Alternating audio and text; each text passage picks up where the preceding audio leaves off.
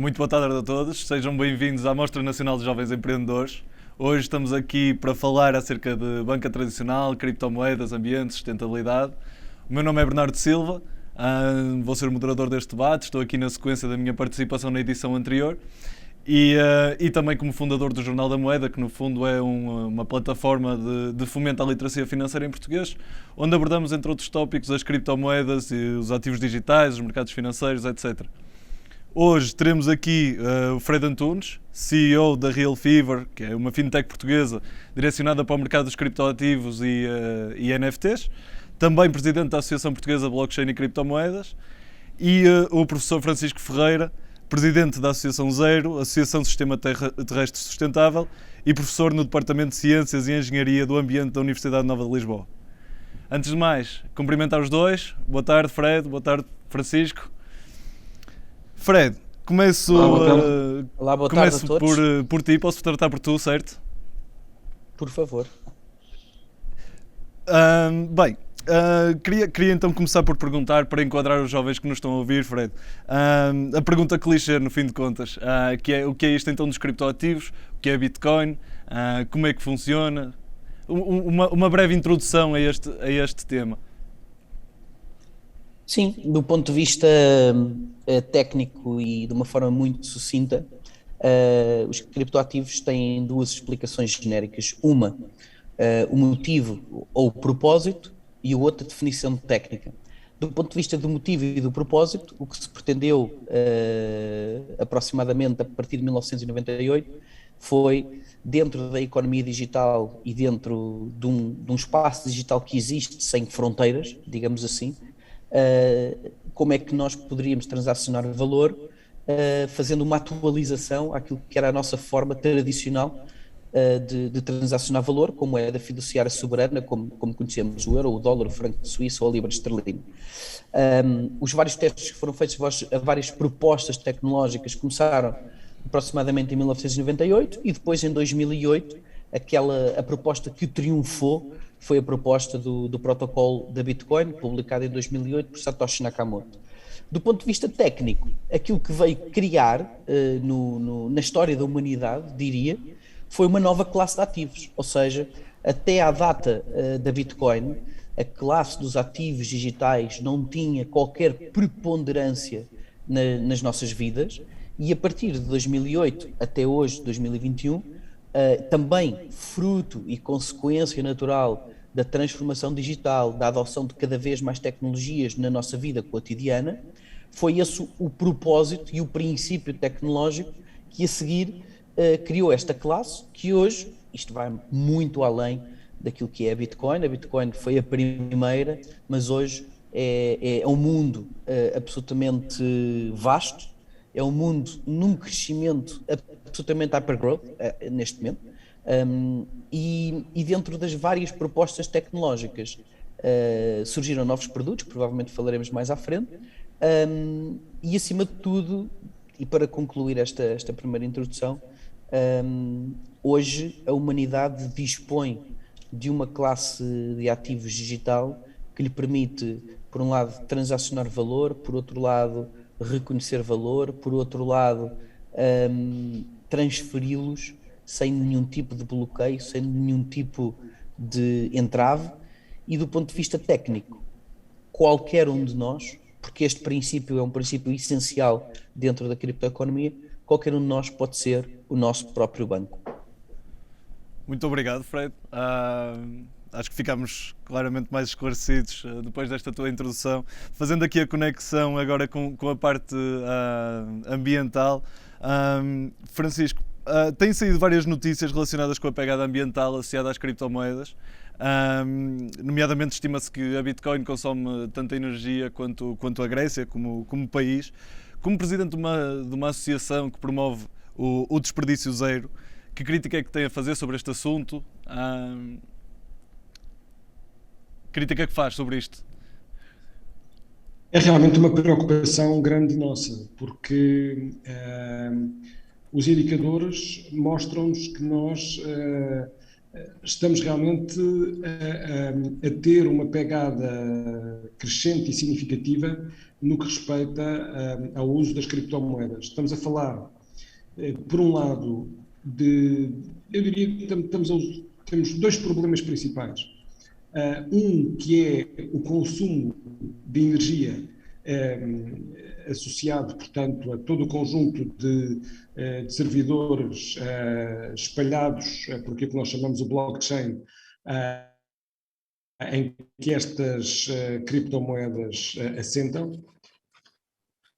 E, por outro lado, bem, eu acho que aqui a minha rede não é a melhor, mas espero que pelo menos me consigam ouvir. Nós estamos a ouvir bem. E, por outro lado, também uma segunda questão que se prende com a quantidade de resíduos elétricos e eletrónicos associados ao equipamento que suporta precisamente a componente digital em que estas moedas assentam. Ou seja, dois problemas ambientais: por um lado o equipamento, por outro lado a energia associada. Pode-se dizer, bem, essa energia é renovável e, portanto, não é um problema. É porque realmente há fortes dúvidas sobre se essa energia que está a ser utilizada é efetivamente renovável. Há percentagens muito diferentes e há locais, por exemplo, se os servidores estiverem na China, a China tem uma percentagem de renováveis ainda relativamente reduzida e, portanto, estou a recorrer ao uso do carvão e, portanto, com uma contribuição significativa para as emissões de gases com efeito de estufa que causam as alterações climáticas. Portanto, esta questão da digitalização e das vantagens que as criptomoedas podem ter do ponto de vista da sua filosofia descentralizada e proprietária à escala global, pode efetivamente revelar-se contraproducente do ponto de vista ambiental se nós não soubermos acautelar estas questões devidamente. E, a nosso entender, elas não estão realmente a ser devidamente prevenidas. Claro, mas por outro lado, temos a questão de, nas transações, não necessitar, por exemplo, de qualquer tipo de documentação impressa. Fred, algum comentário sobre este tema? Sim, 4 apontamentos sobre este tema. Primeiro apontamento é que, na generalidade da evolução tecnológica e dos empreendedores associados a isto, e no meu caso pessoal, é lógico que a preocupação com toda a pegada ambiental é uma constante. Aliás, dentro da Real Fever, nós hoje temos programas em termos de reciclagem perfeitamente implementados. Em segundo lugar, temos um programa com hardware que nós já não utilizamos, que o reciclamos para entregar a crianças e a associações de crianças carenciadas, mas que precisam de educação tecnológica, e, portanto, os computadores que já não servem para nós damos-lhe uma segunda vida,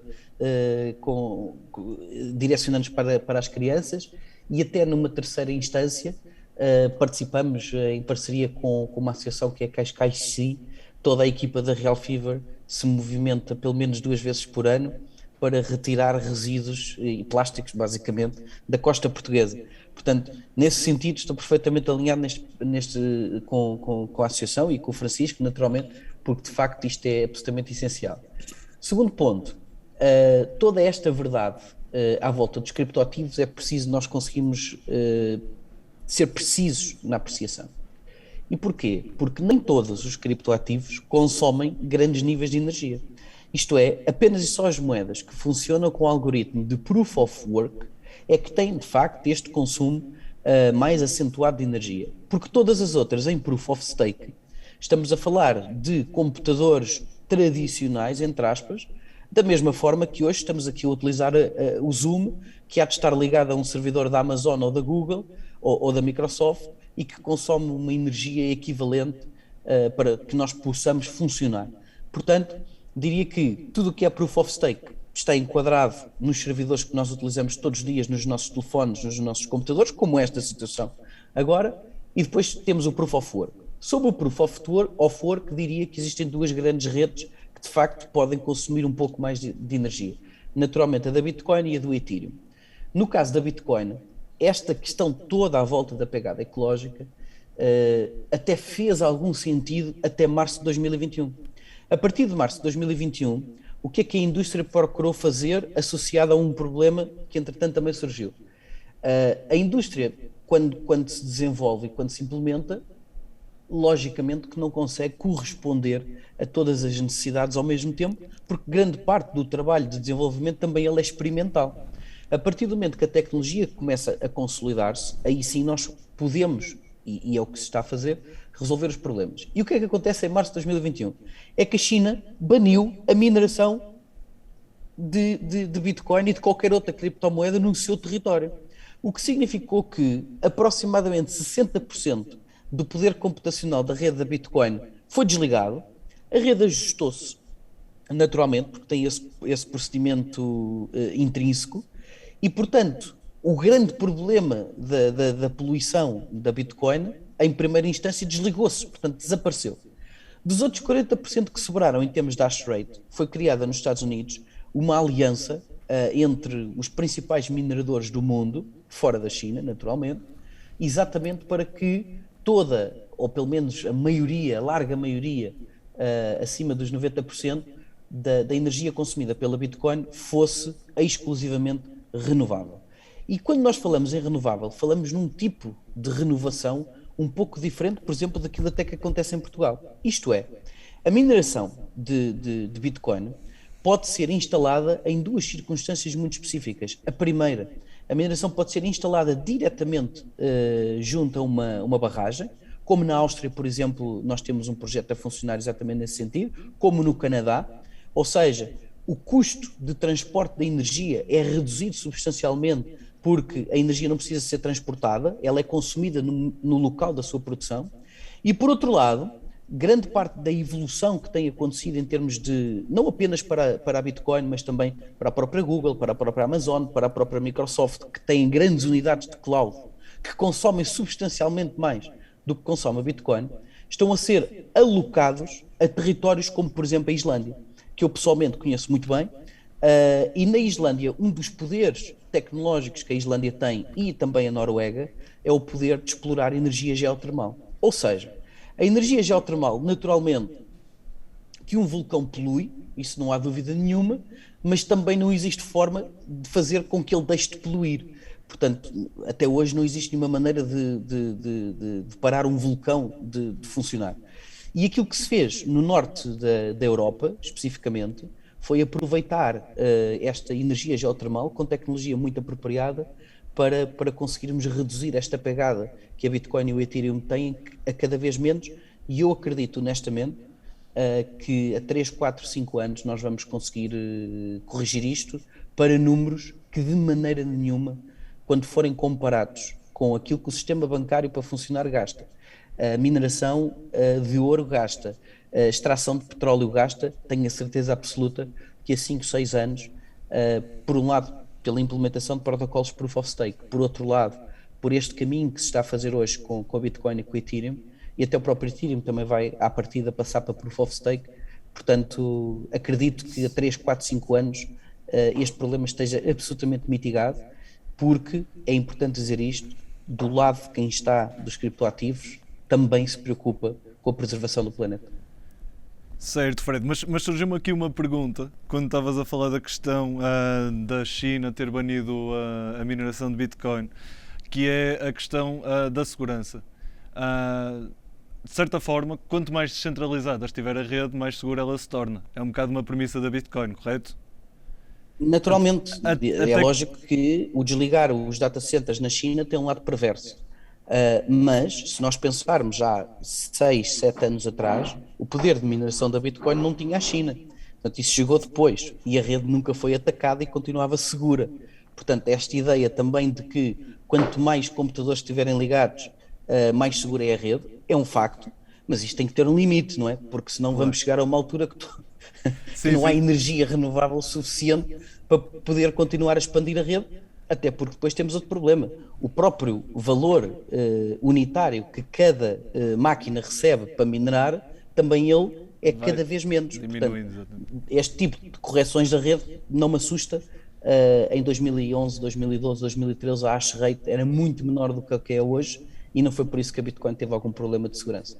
Mas fizeste a pergunta também como seguimento de uma pergunta que nos coloca aqui a Fátima Rodrigues. E a Fátima pergunta o seguinte: como assegurar a segurança, privacidade e valor no uso da criptomoeda? Fred, provavelmente serás novamente a pessoa mais indicada para responder a isso. Sim, na verdade, a grande vantagem que um produto, um criptoativo tem, um ativo digital, é a rede. Portanto, a questão da segurança e a questão do governance está assegurado exatamente pelo facto de existir blockchain. Portanto, se ela não existisse e fosse uma rede centralizada, alguém teria que assegurar a sua segurança. Neste caso, não há essa necessidade porque a blockchain tem essa função. E, portanto, a blockchain diria que é o primeiro grande caso de sucesso daquilo que é uma DAO, uma Decentralized Autonomous Organization, e, portanto, a rede governa-se a si própria com a participação dos mineradores e ao longo de 11 anos não houve absolutamente nenhum tipo de leakage, de bug, nada. Portanto, esse também é grande parte do valor que a Bitcoin tem, é exatamente por estar numa rede absolutamente imaculada ao longo de 11 anos e, como sabem, tentou várias entidades com muito poder no mundo, já tentaram atacá-la e de forma alguma conseguiram proibir, bloquear, condicionar o acesso.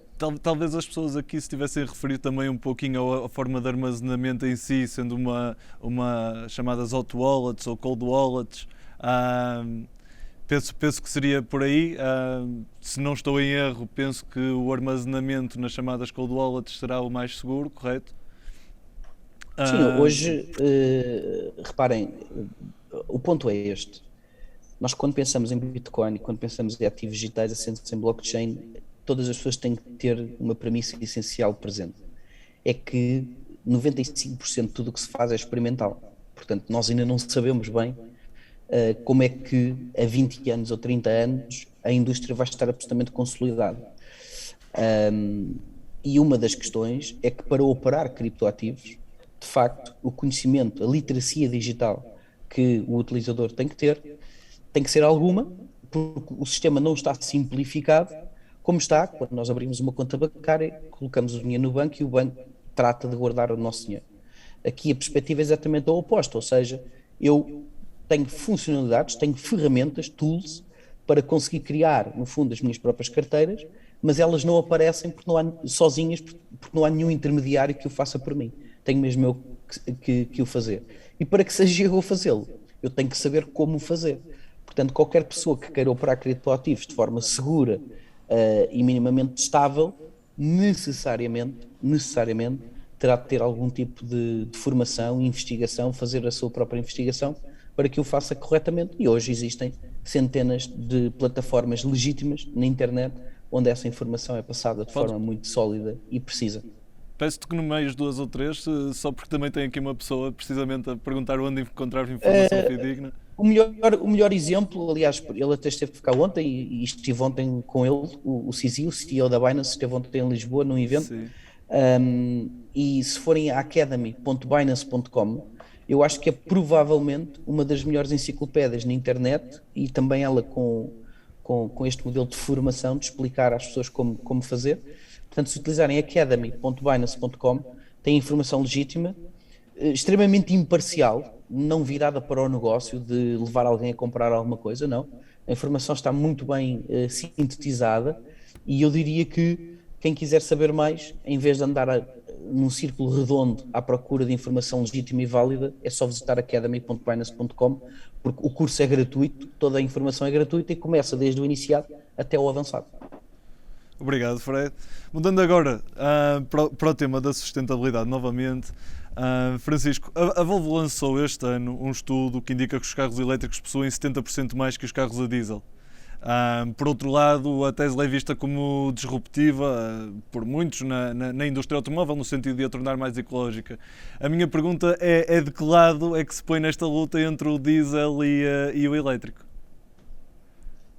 Antes de mais nada, só dar uma pequena resposta ao Fred, porque eu acho que é importante. É assim, eu esqueci de uma valência fundamental, que é, para além do funcionamento dos computadores, há um aspecto crucial, que e é aí que se gasta até mais energia, que é precisamente no arrefecimento dos servidores. Ou seja, é à custa do ar-condicionado que eu tenho para muitos destes servidores de grande dimensão, que eu acabo por ter um gasto significativo. Portanto, tenho aqui as várias componentes de que tínhamos falado. Não é? Isto é, por um lado, a energia para o funcionamento do hardware, depois o arrefecimento para garantir o funcionamento do hardware, e depois o próprio lixo eletrónico.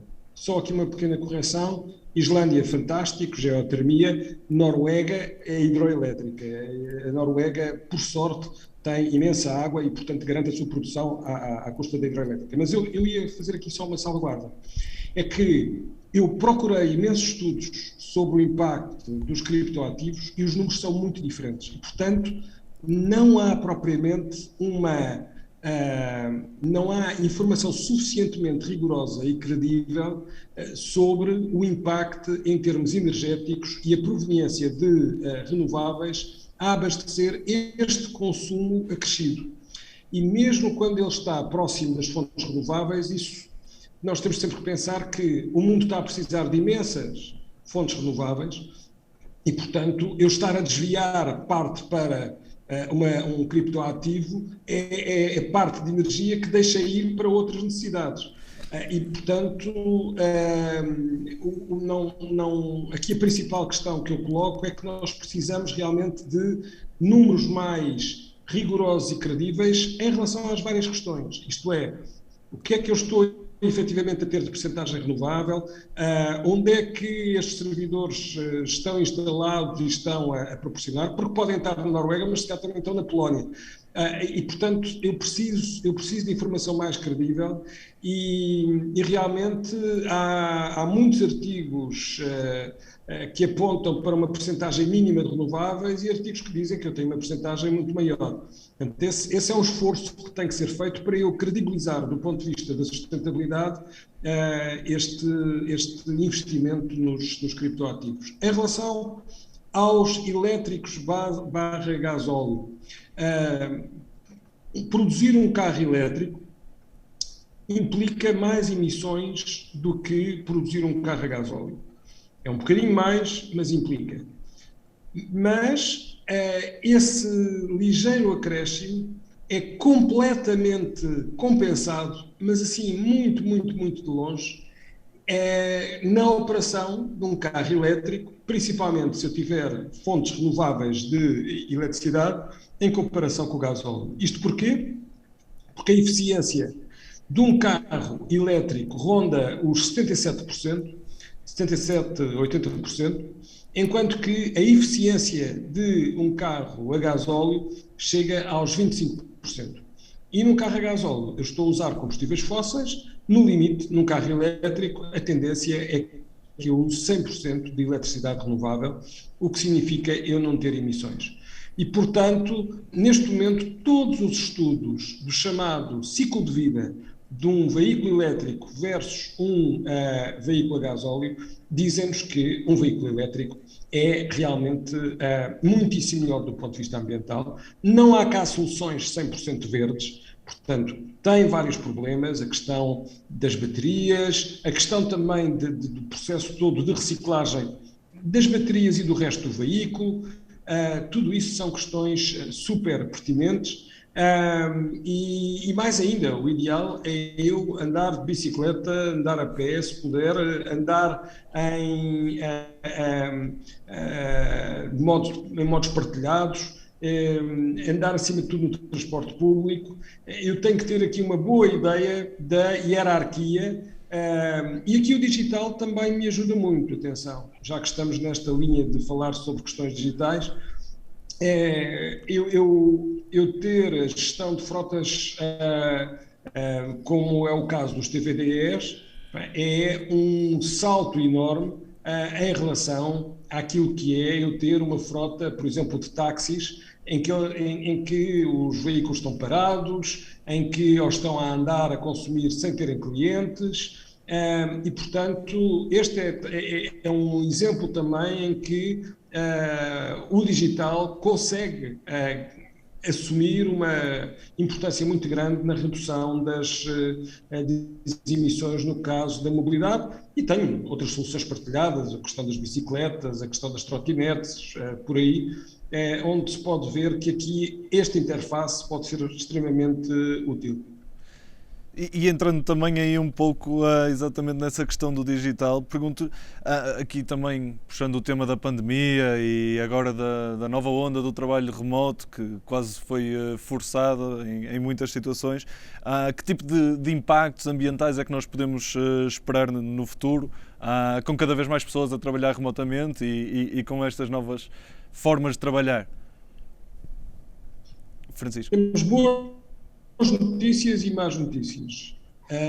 As boas notícias é que realmente, graças ao uso de ferramentas de videoconferência, por exemplo, eu consigo garantir uma poupança enorme em viagens de avião, em viagens do dia-a-dia, e isso traduz-se num ganho ambiental muito grande, quer em termos de emissões, quer em termos de um ganho de tempo, e emissões não apenas que prejudiquem o clima, mas também a qualidade do ar. Qual é o problema grande que eu tenho com a pandemia neste momento? É que muitas pessoas têm receio de usar o transporte público e, nas últimas semanas, eu tenho tido picos de qualidade de poluição do ar em Portugal, principalmente nas cidades de Lisboa e Porto, e isso é um prejuízo brutal face àquilo que seria o desejável. Portanto, nós precisamos de uma percentagem significativa de teletrabalho, que o Governo, na administração pública, até aponta para cerca de 25%, mas, ao mesmo tempo, precisamos que as pessoas ganhem confiança, nomeadamente no uso do transporte público. Certo, pegando também neste ponto, Fred, pergunto de que forma é que o trabalho remoto, se houve alguma, afetou o mercado das criptomoedas e as empresas que trabalham nesta área? Fred?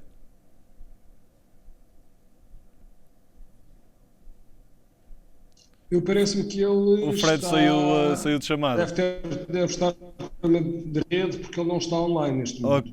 Ok. Pronto, nesse caso, continuo consigo, professor. Quanto aos títulos ambientais, puxando aqui um bocado para a onda dos mercados financeiros, existe um grande desenvolvimento das green bonds e toda a onda ESG, da Environment, Social and Governance. Eu pergunto-lhe se olha para os mercados financeiros como um impulsionador ou como um aproveitador de uma sociedade mais ecológica. Bem, os mercados financeiros são absolutamente decisivos na transição verde.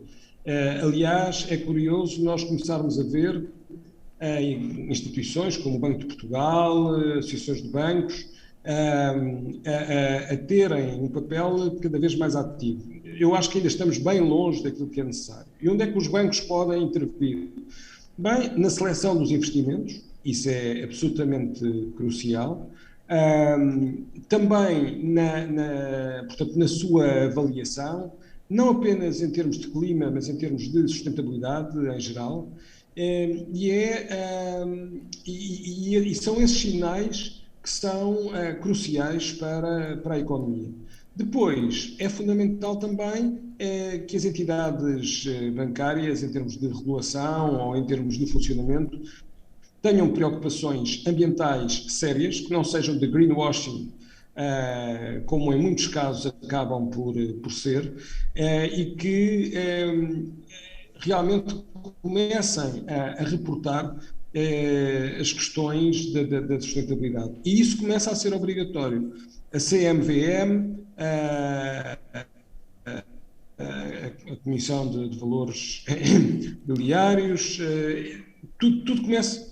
Eu começo a ter neste momento um conjunto de crivos que tenho de ter se quiser estar em mercado. E esses crivos agora são também ambientais. E, portanto, há aqui uma exigência crescente para que realmente as empresas não apenas o digam, mas na prática sejam efetivamente sustentáveis. Como digo, nós em muitos casos, quando eu vejo algumas empresas no topo do Dow Jones da sustentabilidade, eu fico sempre um bocado surpreso, porque acho que às vezes se essas empresas lá estão, é pura e simplesmente porque os critérios não estão a ser bem aplicados. E, portanto, aí também temos que fazer algumas correções, mas sem dúvida alguma que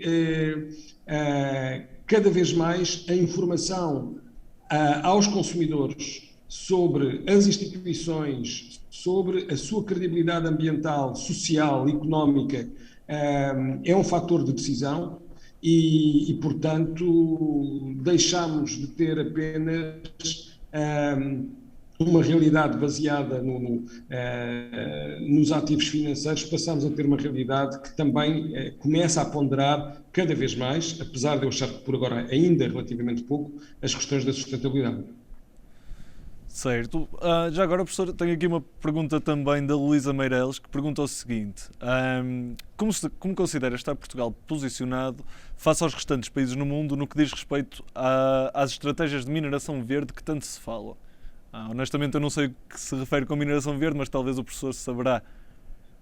Bem, mineração verde é uma coisa que não existe. Aliás, ainda hoje a Zero fez um comunicado sobre isso, porque a mineração tem sempre impactos e, portanto, eu dizer que tem uma mineração verde é, no fundo, quase estar a dizer que é possível eu ultrapassar todos os impactos ambientais associados, por exemplo, à mineração de lítio ou de outros metais raros.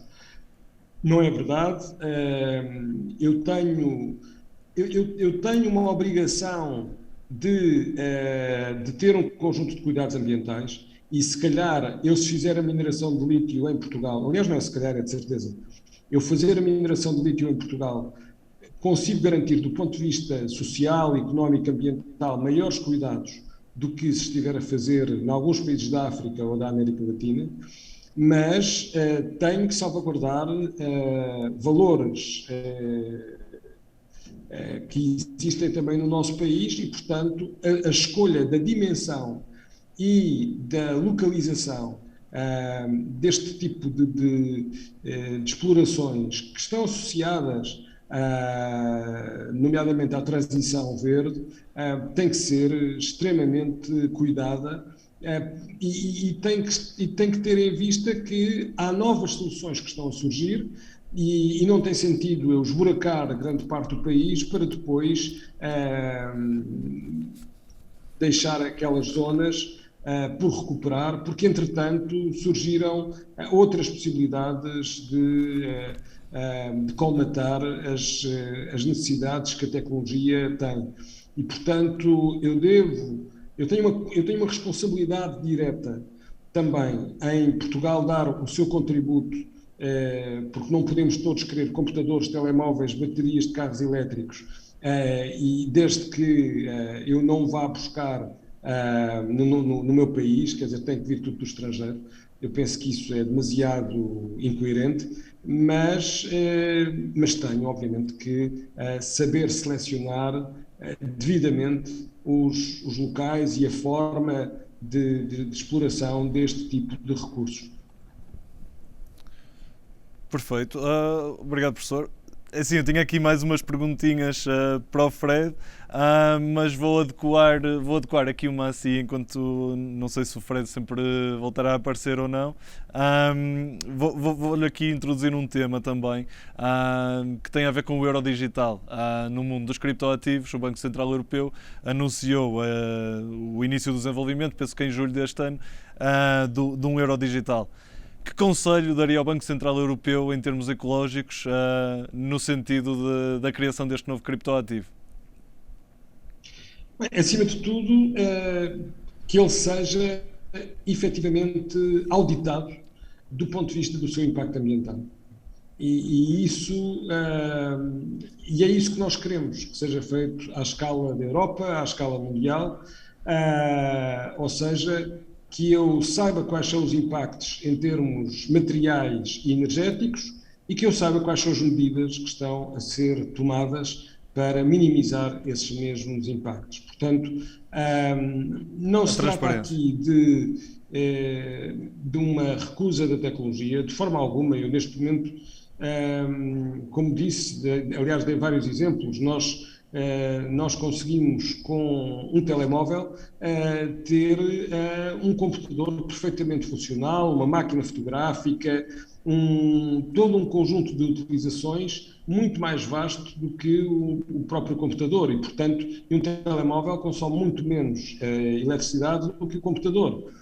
E, portanto, mas por outro lado eu também estou a utilizá-lo se calhar durante muito mais tempo. Eu tenho que fazer estas avaliações e é isso também que se pede para uma moeda digital de responsabilidade europeia, onde, quando a Europa, através do Pacto Ecológico Europeu, tem metas bem difíceis para cumprir de redução de emissões, na ordem dos 55%, que até desejavelmente deveria ser mais, entre 1990 e 2030, não pode ter políticas contraditórias em relação a esses objetivos e, portanto, tem que prevenir precisamente estas vertentes.